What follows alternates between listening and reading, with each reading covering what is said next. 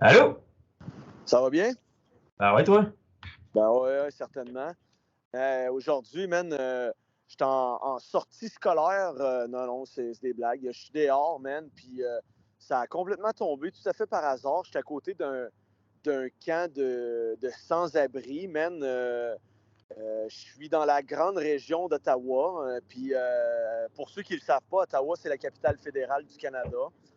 C'est une ville quand même assez riche parce que la plupart des gens, c'est des fonctionnaires.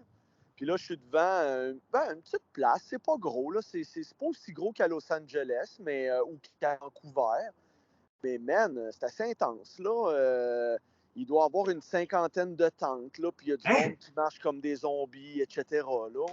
Une cinquantaine de tentes? À peu près. À peu près. Il y a aussi des roulottes. Il y a aussi des genres de petites maisons de fortune en bois.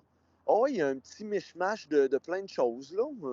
Ben voyons, c'est donc bien bizarre. Est-ce que c'est nouveau ou est-ce que t'as vu ça depuis Ben, longtemps? C'est quoi? Ben, c'est sûr que la place où que je suis, c'est que je suis à côté d'un aréna, puis bizarrement à côté d'une école secondaire.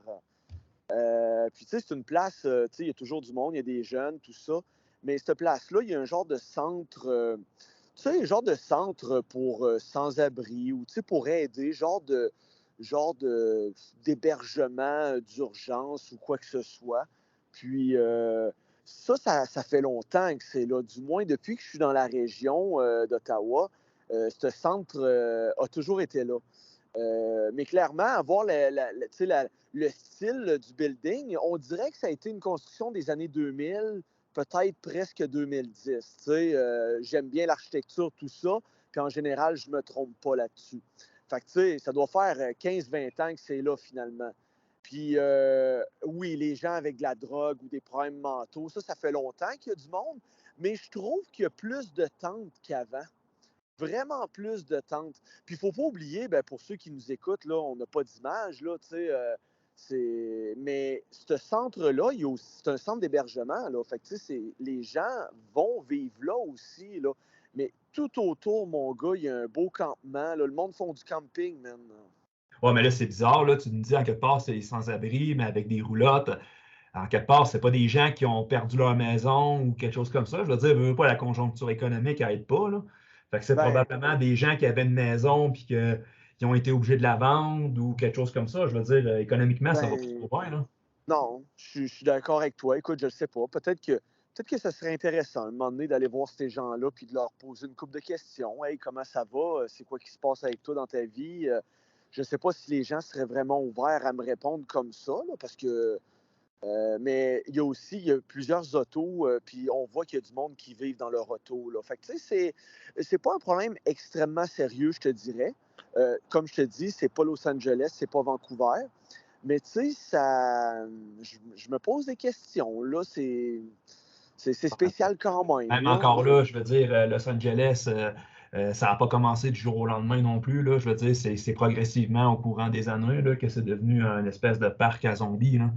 Je veux Ah dire, non, c'est vrai, c'est vrai. je veux dire, quand j'étais jeune, j'écoutais Alerte à Malibu, puis il n'y avait pas l'air d'avoir des sans-abri dans les rues, là. Dans les années 90, Non, là, je parle, là. ouais, non, ben je pense pas. Non, je pense que c'est un phénomène assez récent. Puis même si quelqu'un me dirait, oh non, ça fait une vingtaine d'années, ben c'est assez récent, 20 ans, là. Tu sais, c'est pas. Dans l'histoire humaine, 20 ans, c'est rien pantoute, là. Mais Euh, ce qui est spécial, c'est que tu soulèves ça comme si tu n'avais jamais vu ça avant, genre. Je veux dire, ben, c'est dans pas que cette j'ai jamais place-là, comme si c'était nouveau, tu sais. Ouais, ben là, c'est pas que j'ai jamais vu ça, parce que j'ai déjà vécu comme un été à Vancouver, puis là-bas, man, c'est terrible. Et puis c'était en 2006 que j'étais là. C'est en 2006? Ouais, l'été 2006 que j'ai passé là-bas. Tu sais, je suis allé travailler, apprendre mon anglais. Tu vois le topo, là. Puis là-bas, la drogue, les sans-abri, c'est intense, là. Intense, là. Fait que j'imagine en 2022, ça doit être pire, là. Hey, c'est en 2006, là, ça fait quoi? 16 ans de tout ça, là. Mais tu sais, je veux dire par là que de la façon que tu en parles, on dirait que tu n'as jamais vu ça là à Ottawa, genre, comme si c'était Je la trouve première que, fois que tu voyais ouais, ce parc-là. ouais, on dirait que c'est un peu plus intense. Mais encore là, Tu sais, je veux pas alarmer les gens, là. Je pense pas que ce soit un niveau non plus qui est insoutenable ou quoi que ce soit, là. Mais c'est assez spécial parce que la région d'Ottawa-Gatineau, Ottawa étant en Ontario, Gatineau étant au Québec, c'est la région de la capitale fédérale. C'est assez spécial parce que là, je suis du côté Gatineau, mais autant du côté d'Ottawa, en plein centre-ville, mon gars, il y a du monde qui vit dans les rues, tout ça. C'est clair que c'est pas comme à Los Angeles. T'as pas des tentes directement sur les trottoirs. Mais ici où je suis, c'est ça, c'est un aréna désaffecté. Il y a une école secondaire, il y a un grand stationnement, puis il y a cette espèce de centre d'hébergement-là. Puis c'est ça, ils sont dispersés. Là. Puis là, il y a un petit bois avec une petite rivière. Puis c'est ça, ils sont installés dans le stationnement puis dans le bois. Là. Fait qu'ils sont un peu partout autour là, de ce centre d'hébergement-là ou quoi que ce soit. Là. Ouais, ouais. Mais oui, il y a plus de monde que v'là un an. Exemple, pourquoi? Ben, moi, si j'avais à gager, puis je pense que je serais pas trop loin de la vérité, je pense que c'est majoritairement l'addiction, la drogue, là. Tu sais, les gens que je vois d'un peu loin, là, j'étais à peu près une vingtaine de mètres, plus ou moins, là, de la tente la plus proche. Puis en général, les gens ont de l'air d'avoir soit des problèmes mentaux ou soit des addictions quelconques. Est-ce qu'il y a des gens qui ont perdu leur job là-dedans? C'est possible, mais tu sais, j'ai pas fait d'entrevue, là. Ben là, si on regarde un peu, mettons, les statistiques, mettons, chômage au Canada, parce que là, veut pas, il y a comme une récession qui s'installe. Fait que qui dit récession dit mise à pied aussi, là.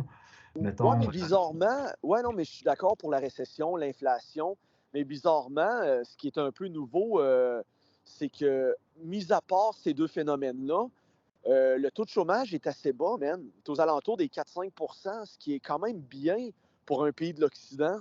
C'est une bonne moyenne. Hey, parle aux Européens, là, s'il y a des Français qui nous écoutent, là, 4-5 eux autres, là, s'ils étaient à ce niveau-là, là, ça irait bien en esti en France. Là. Tu sais, tu Ouais. vois ce que je veux dire? La France, ça fait des années que ça devient un shithole, là. Fait que, tu sais, veut pas. Ouais, c'est sûr. C'est sûr qu'eux autres, ils ont créé de toutes pièces des no man's land. Là, tu vas clairement dans des endroits que finalement, c'est des cités. Puis il y a clairement des cités que tu vas là, man, tu vas te faire tabasser. Hein. Oh, ouais, puis je veux Ouais. dire, pas juste ça, tu sais, la semaine de travail des 30 heures ou je sais pas trop quoi qu'ils ont fait aux alentours des années 10, puis toutes sortes de petites conneries comme ça, là, what the fuck, là, genre, c'est carrément, moi je parle avec beaucoup de Français dans ma vie de tous les jours, puis tout me dit qu'ils ont l'impression de s'être fait fourrer par leurs élites, là. C'est pas pour rien que t'as des mouvements comme les Gilets jaunes ou d'autres conneries comme ça, genre, c'est vraiment, là, non, ça devient vraiment un fucking shithole, là. Ça va devenir le Brésil ou le Mexique, là, Hey, la France dans pas long. t'imagines avec leur politique de gauche, là, la France, c'est quand même la 7e économie mondiale. Imagine si c'était un pays plus business-oriented, là, un peu plus capitaliste, puis bon, le travail avant tout, etc. Hey man, ce pays-là là, montrerait probablement dans le top 3, top 4. Là. Ben, Mais peut-être, mais tu sais, je sais pas, man. Veux pas, la France, j'ai pas l'impression que c'est des gens qui veulent beaucoup travailler pour s'en sortir. C'est plus du monde qui se crasse les uns les autres, j'ai l'impression. ben, c'est un ancien empire qui est lentement tu sais, qui descend lentement, là, lentement mais sûrement, comme on dit, là. Hey, mon gars, là, la France a déjà été la puissance mondiale, autant politique, culturelle qu'économique. Tu vas me dire, ça fait longtemps. Bon, je suis d'accord, ça fait plus de 300 ans. Mais ce 300 ans-là, c'est un déclin très, très lent de la grande France. Et voilà. Ben, tu sais, puis d'ailleurs, on peut même se demander si c'était pas nécessaire pour que l'Union européenne puisse continuer à subsister, hein. Qu'est-ce que tu veux dire? Explique. Ben là, la France, c'est le gros chunk au milieu de l'Union européenne. Si la France sort de l'Union européenne, c'est terminé. L'Union européenne n'existe plus, là. Non, non, mais c'est ça, mais c'est aussi vrai pour l'Allemagne, puis à la limite pour l'Italie. Je te dirais, ces trois Non, pays-là. man, pas en tout. Honnêtement, la France, c'est le gros, gros, gros morceau de l'Union européenne. Puis c'est d'ailleurs de là que l'Union européenne a commencé à germer ces idées-là avec le socialisme, puis le Jean-Jacques Rousseau, puis toutes ces niaiseries-là. Genre, si tu regardes pour vrai la Google Maps, là, si tu regardes, mettons, juste la taille de la France, là, la superficie de la France, mec, l'Union européenne ne peut pas survivre si la France se retire. C'est Non, genre, c'est mais impossible.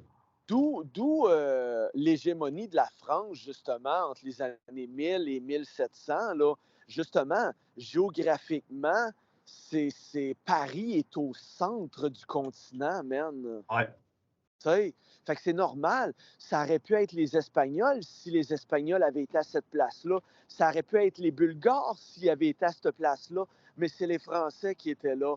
Mais là, clairement, bon, avec la colonisation puis l'économie basée sur le maritime, bien, clairement, des pays comme le Portugal puis surtout l'Angleterre ont eu un avantage énorme sur les autres, là. Puis de là, le déclin de la France, puis je pourrais dire, la montée de l'Angleterre, là, tu sais. Ben là, c'est sûr que là, on est en 2022, là, l'Angleterre, c'est plus la puissance mondiale, mais ça l'a été, tu sais, à la fin du 18e, au 19e siècle, puis même au début du 20e, là, pratiquement jusqu'à la Deuxième Guerre mondiale, presque, là. Fait que... mais bon, tu sais, pour en revenir à nos petits moutons, c'est assez spécial, même, de voir ça. Puis en plus, moi, j'habite près d'ici, là. Fait que, tu sais, c'est un peu désolant de voir ça, là. C'est dommage. Puis clairement, écoute, tout le monde va... C'est sûr que c'est facile à dire, là, tout de suite, de jouer le rôle, là, de la Vierge et de l'orphelin, ou peu importe, ou de protéger... C'est quoi l'expression La déjà? veuve et l'orphelin. Ouais, c'est ça. Bon, écoute, c'est sûr, c'est facile de dire, ouais, mais ces gens-là, ils n'ont pas les capacités, ou ils ont des problèmes mentaux, ou ils ont des addictions. D'accord, mais ça n'empêche pas le fait que ce petit rassemblement de gens-là, ça augmente le crime dans le quartier, là. Ouais, Puis, entre autres, là aussi, là, il doit y avoir des larcins et des niaiseries comme ça, là. ben, ouais, mais il y a surtout des gens aussi qui font du squatting, là, c'est-à-dire ici, je ne sais pas si en France ou dans d'autres parties du Canada, c'est comme ça, mais ici, souvent, par exemple, les édifices d'appartements, souvent, il y a une première porte qui est jamais barrée. Là, il y a une espèce de hall, puis la deuxième porte, là, est barrée. Fait que pour ceux qui rentrent chez eux, que ce soit un condo ou un appartement ou un HLM ou etc., mais ces édifices-là, en général, ont deux portes. La première est jamais barrée. Mais dans mon édifice à moi, c'est des appartements. Il y a souvent des gens qui dorment là. Puis, tu sais, je sors le matin, puis mon fils a déjà vu là, du monde là, les fesses à l'air là, dans ce hall-là. Là. Puis pourtant, c'est fou, man. Puis c'est pas des blagues, là. Là, je dis pas ça là, pour avoir 2-3 vues de plus là, à notre canal, là. C'est la vérité, là. Puis finalement, on sort par l'arrière du building parce que souvent, à l'avant, justement, à cause de cette espèce de hall d'entrée-là, il y a souvent des fuckers qui sont là. Excusez-moi l'expression, là. Mais c'est quoi, genre, c'est vachement inquiétant, là, pour ton kid, là, je veux dire, tu Ben, sors c'est de là, ça. puis... Puis tu sais, c'est un quartier qui est un peu mix, là. Tu sais, il y a de tout. Il y a des célibataires, des étudiants, il y a des familles. Tu sais, il y a de tout, bref. Il y a beaucoup d'enfants quand même. Puis moi, c'est ça que je trouve, c'est que, ouais, c'est un peu inquiétant pour les enfants. Tu sais, c'est que moi, je me rappelle quand j'étais jeune, dans les années 80-90, j'avais 8 ans, puis mes parents me laissaient là, partir. Là, je marchais tout seul, j'allais à l'école, c'était à 2 kilomètres de chez nous. Mes parents ne stressaient pas pantoute, puis pour moi, c'était tout à fait normal. Hey, aujourd'hui, jamais je laisserais mon Flo marcher dans ce quartier-là tout seul. Tu sais, il y a 8 ans, presque 9 ans. Là. Fait que, tu vois le genre, là, oh, les trucs ont changé. Là, c'est qu'on a normalisé, man, la maladie. Ben, premièrement, il y a eu la désinstitutionnalisation. Excusez-moi. Là, Désinstitutionnalisation. bon, Désinstitutionnalisation. c'est tellement le pire mot à prononcer, là, même pour un francophone. Là, bref. Tu sais, en partant, il y a eu ce phénomène-là dans les années 90 parce que ça coûtait trop cher à l'État, mais finalement, sérieusement, là, en tout cas, bref. Là. Puis ces gens-là, aujourd'hui, man, sont dans la rue, là. Tu sais, c'est pas quelqu'un qui est sain d'esprit et qui peut travailler, qui est dans la rue pour le fun, là. Tu sais, c'est des gens souvent qui ont tu vas me dire des addictions, mais c'est souvent aussi un mélange, là. C'est souvent des gens qui ont de graves problèmes mentaux. Puis ces gens-là, s'ils sont en psychose ou quoi que ce soit, man, ça peut te sauter dans la face en 2 secondes, là. Puis après ça, ça va être de ta faute. C'est ça le pire. C'est ça qui est un peu drôle dans notre société. Ah, laissez-les là. Tu sais, la gauche dit souvent, oui, mais là, tu sais, les pauvres, les pauvres sans-abri, etc., nanana, faut les aider. Ouais, mais toi, lève-toi de ton cul puis va les aider, Calice. Ouais. Mais c'est les premiers, man, à comme se camoufler derrière tout ça, là, en disant oh, les pauvres gens, mais tu sais, ça crée des problèmes, ça crée de la violence, ça crée de la peur. Puis, tu sais, je veux pas être alarmiste, mais c'est pas très bon pour la famille, là, puis c'est pas très bon pour attirer les gens dans le quartier, là. En fait, dans la région, il y a beaucoup de monde, parce que là, moi, je suis au centre-ville de Gatineau, qui est finalement une partie du centre-ville d'Ottawa. C'est une petite rivière qui sépare les 2 centres-villes. Puis le centre-ville de Gatineau a une très mauvaise réputation. Pourtant, il y a des beaux coins.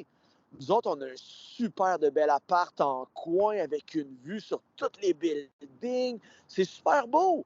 Mais man, le quartier a vraiment une mauvaise réputation. Puis principalement à cause de ça, il y a des communistes, man, qui font du grabuge, qui font des graffitis avec, tu sais, la serpe et le marteau. Tu as des sans-abri, tu as de l'addiction, tu as des drug dealers.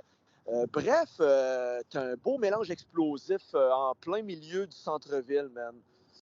C'est dommage. C'est spécial, puis quand même, c'est une ville de fonctionnaires. C'est ça qui est Ben, spécial. c'est une ville de fonctionnaires. En général, les gens gagnent bien leur vie. Personnellement, les fonctionnaires, tu sais, ils m'impressionnent pas bien avec leur salaire, mais ça reste des très bons salaires de 70 000 Canadiens en moyenne. Fait que c'est des gens qui peuvent avoir une petite auto, là, une petite Kia, une petite maison en banlieue pas trop chère. Mais bon, tu sais, en général, les gens ont de l'argent. Les gens vivent une vie de classe moyenne, on pourrait dire. Mais il y a quand même, la ville a quand même ses problèmes. Puis on dirait que, je sais pas, les villes font pas grand-chose. Quand je dis les villes, c'est Gatineau, Ottawa. Les deux font rien, mais on voit ça aux États-Unis. Puis tu sais, on s'entend, les villes en général, du moins au Canada puis aux États-Unis, je ne le sais pas pour l'Europe, mais pour les États-Unis et le Canada, les villes en général, c'est des politiciens de gauche. C'est des politiques de gauche. Puis, ben c'est ça, c'est tout le temps le bordel. Il y a de la violence, man. Il n'y a pas de policiers, il y a plein de sans-abri. Mais bon, c'est comme ça. Puis toi, de ton côté, est-ce que ça te tenterait d'aller parler avec ces gens-là à un moment donné, puis d'enregistrer ça? Ça serait intéressant pour la chaîne. Ben, peut-être. Tu sais, moi. Ouais, ça serait de la vraie sociologie, ça, là. Pas de la petite crise de sociologie de comptoir, de crossette universitaire, là. On parle d'aller sur le terrain puis d'aller voir des vraies personnes, voir la vraie société, là, à sa face même, là. Puis leur poser des questions, puis qu'est-ce que tu fais là, comment c'est arrivé, puis tatata. Puis des fois, tu leur payes juste un petit café, man, puis ils vont te parler, puis il n'y aura Ah, pas de problème, là. ben, c'est un bon point. Tu sais, ça pourrait. Tu sais, oui, ça pourrait être une idée. Ça pourrait être intéressant d'aller voir ces gens-là, de leur poser certaines questions, de leur demander yo, c'est quoi que vous faites là, les boys? Puis les girls, là, il y a des filles là aussi, il y a des femmes, là. Fait que, tu sais, il doit y avoir de la prostitution, tout ça, là. Je veux dire, c'est pas que je veux mettre des étiquettes dans le front de tous ces gens-là, mais on s'entend, tu vis dans la rue. Si c'est souvent de l'addiction, ben, il faut qu'ils payent leur drogue, là. Ouais, c'est sûr. Fait que les gars, ils vont voler, puis les filles, ils se font fourrer. C'est à peu près ça qui se passe, man. Ouais.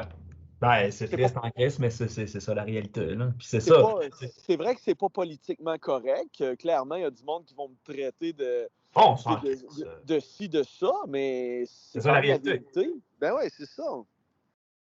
Moi, j'ai déjà travaillé une fois à l'Aube-Rivière à Québec. J'ai fait une après-midi de bénévolat à un moment OK. donné. Puis j'ai rencontré du monde là-bas. Puis, hey, shit, man, c'était. Il y en a des vêtres puis des pommeurs qui vont là, man. Puis c'est vraiment spécial, honnêtement. Mais c'est là que tu vois justement l'effet de la désinstitutionnalisation. Là-dedans, il y avait beaucoup de gens qui n'avaient pas toute leur tête, là. Puis tu te Ouais. demandes tu te demandes qu'est-ce qu'elle fait là. Je veux dire, aux taxes puis aux impôts que le monde paye au Canada, vous voulez vraiment faire à croire qu'il n'y a pas de place pour garder ces gens-là en quelque part dans un hôpital psychiatrique ou les traiter ou des choses comme ça. Voyons, ça fait pas de sens, ça. Puis le pire, c'est que Oui. là-dedans, il y a des Ouais. gens, man, là-dedans, il y a des gens qui ont des problèmes mentaux que tu leur donnes juste un comprimé, une pilule ou peu importe le médicament, puis ça peut régler 80% de leurs problèmes, genre. Puis ils peuvent quasiment redevenir fonctionnels. Ouais, mais là, après ça, c'est que tout est basé sur la liberté individuelle de tous ces individus-là. Puis c'est de dire, ben là, il veut pas coopérer, fait qu'on le laisse dans la rue. Tu sais, c'est un peu ça. C'est comme, bon, ben, tu sais, il vient pas à ses rendez-vous, mais ces gens-là, les professionnels, courent jamais là, après ces gens-là là, pour le rendez-vous. Ah, ils l'ont manqué, ben là, on va en recéduler un autre. Ah, ils l'ont remanqué encore. Tu sais, il n'y a jamais d'action un peu plus extrême qui est prise. Puis on s'entend, là, c'est pas pour les crisser en prison puis jeter la clé dans les égouts, là. C'est pour les aider que je dis ça. Mais, man, le système, là, ne court jamais après ces gens-là, puis ils les laissent comme ça, dans la rue, dans leurs problèmes, puis littéralement, dans leur marde, là, man. Si, bon. Ah non, je sais, man, c'est vraiment là, un truc de ouf. C'est malheureux parce que, crime, tu te dis, moi, ce qui me gosse là-dedans, c'est que on se dit, ah, le Canada, pays riche, mais comment on peut laisser du monde de même? C'est ça, moi, qui Ben, me. ouais. Tu Ben, sais, puis c'est quand même marquant, là, je veux dire, le monde dise, ah oui, pays riche, mais c'est comment qu'une place, d'un point de vue humain, comment tu peux laisser des gens à -30 de même dans la rue? ouais, en Ouais. plus, au Canada, pour ceux qui ne le savent pas, au Canada, l'hiver, là, il fait moins 30 degrés, là. On s'entend, là, si t'es pas bien habillé, si t'as pas un toit, si t'as pas un appartement, au minimum, un peu de chauffage, tu peux mourir de froid, là. C'est pas, t'es pas à Saint-Tropez, là, t'es pas à Marseille, là, où à Marseille, il fait 15 degrés, puis le monde capote. Ouais, mais il fait quand même 15 degrés, là. Ça me surprend que tu crèves de froid là-bas, là. Mais ici, à -30, là, tu peux en mourir, là, très facilement, là. Ah ouais, tu peux. Man, je suis curieux de savoir d'ailleurs, c'est quoi la température minimum? Ben, en fait, à partir de quand qu'on s'endort, à quel degré Celsius que ça commence à devenir dangereux, genre? Oh, je sais pas. Je pourrais pas te dire. Parce que je veux dire, même t'es même pas obligé d'être en hiver là, pour que ça soit dangereux. Peut-être même à l'automne où tu sais, il Ben, commence à faire froid la nuit, tu peux t'endormir et pas te réveiller, là.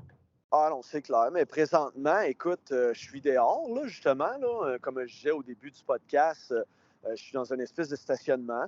C'est une belle journée, tu sais, c'est ensoleillé, un peu nuageux. Il y a un mini vent, mais le vent, il est très froid, puis il fait exactement 2 degrés dehors, là.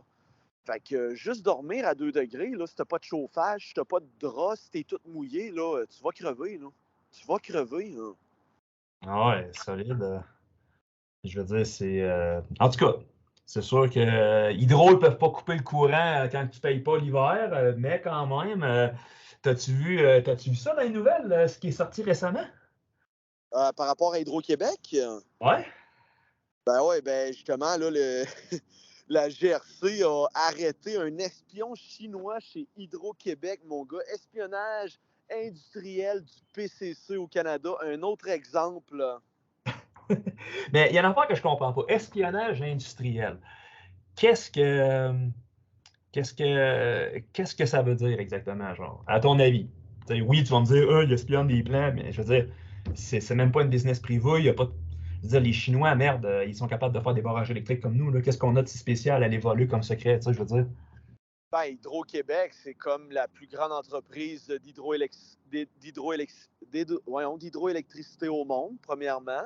Deuxièmement, ils ont un grand secteur de recherche et développement. Ben, puis les Chinois, ils sont pas cons, man. C'est les meilleurs copieux, c'est les meilleurs copieurs dans le monde, man. Tu sais, ils ont copié les avions, les sous-marins russes, etc. Puis c'est ce qu'ils font, eux autres. Ils vont prendre, au lieu de mettre de l'argent dans la recherche et le développement, puis je suis pas en train de dire qu'ils le font pas maintenant, mais comment ils ont commencé, les Chinois? Ben c'est ça, man, c'est copier. Hey, imagine tous les milliards de dollars qu'ils sauvaient en faisant très peu de recherche et développement. Tu sais? Fait que c'est bien plus facile de voler la technologie puis la copier. Hein. Regarde, dans ce cas-ci, man, je vais te lire le grand titre. C'est la Gendarmerie royale du Canada, la GRC, ça c'est la police fédérale du Canada, a annoncé lundi l'arrestation d'un employé d'Hydro-Québec pour espionnage au profit de la Chine. Le fonctionnaire, qui avait accès aux recherches de pointe de la Société d'État en matière de batteries pour voitures électriques, entretenait des liens avec un dirigeant d'un grand fabricant chinois de batteries, selon ce qu'a pu constater la presse. Ben, c'est ça, man.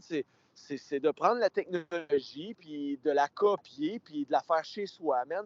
Fait que, tu sais, toutes les patents, là, tout les lois qui protègent justement la propriété intellectuelle, ben, eux autres, ils n'en ont rien à foutre, man. Ouais, eux autres, ils s'en crissent. Tout appartient à tout le monde dans leur tête. C'est pas compliqué. Mais, mais j'ai une question, par exemple. Qu'est-ce qui arrive dans un cas comme ça? Je veux dire, tu as de l'expérience un peu avec le droit et ces bébelles-là.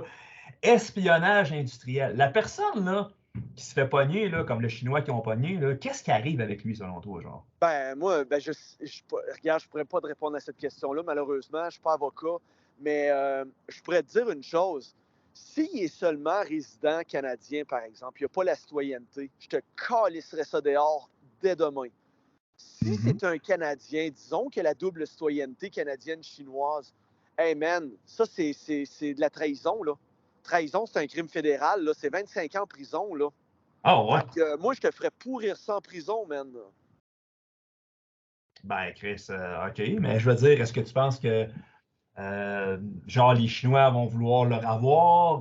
Ça peut être un incident diplomatique, là, carrément. Là. Ouais, ben comme avec la madame de Huawei, hein, tu te rappelles, les États-Unis avaient demandé, en fait, Biden avait demandé à Trudeau d'arrêter là, une haute dirigeante de Huawei à Vancouver, puis hey, ça avait créé une affaire de fou. Tu te rappelles des deux Canadiens qui étaient en prison en Chine justement à cause de cette affaire-là, puis qui étaient accusés de ci, de ça, puis qui faisaient face à la peine de mort.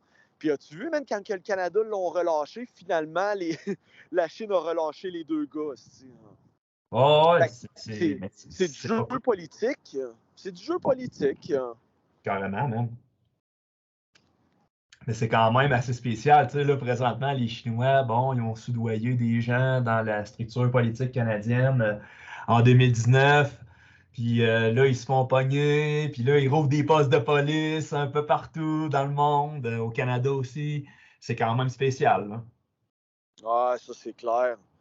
Mais, tu sais, on le savait, là, tu sais, les Chinois, tu sais, c'est comme un peu les Russes, là, tu sais, on disait, ah, les Russes ont manipulé les élections aux États-Unis. Là, c'est sûr que les démocrates disaient que, que Trump avait fait ça, justement, main dans la main avec les Russes. Finalement, c'était pas vrai, ou du moins, ça n'a jamais été prouvé. Fait qu'il y a un autre mensonge des démocrates.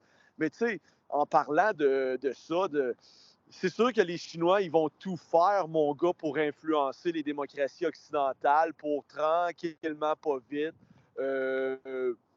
qui prennent leur trou ou qui, du moins, soient plus favorables à la Chine. Ça, c'est sûr, man. Tu sais, l'Angleterre le faisait, la France le faisait, que ce soit en Amérique, que ce soit en Afrique, en Asie. Les États-Unis l'ont fait beaucoup, beaucoup moins aujourd'hui parce que c'est un pays qui est en déclin, tout simplement. Là, on va se mettre... on va dire la vérité ici. Là, on va arrêter de se raconter des menteries. Là. Mais bref, tu sais, les grandes puissances ont toujours fait de la manipulation politique. Là. Puis aujourd'hui, avec l'Internet, l'espionnage industriel, le jouer dans les élections des autres, influencer les élections, ben, c'est tous des moyens justement pour...